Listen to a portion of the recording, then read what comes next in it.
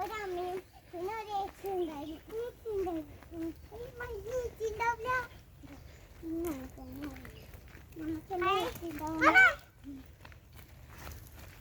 നമ്മ ഇവിടെ പോകും ഖത്തർ പോകുമ്പോ 3 മയിൽക്കുഞ്ഞും ഒരു മയിലമ്മ 4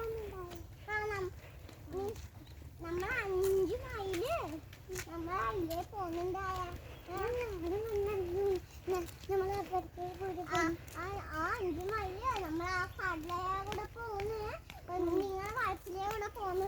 ഒരമ്മയും 4 കുഞ്ഞുങ്ങളും.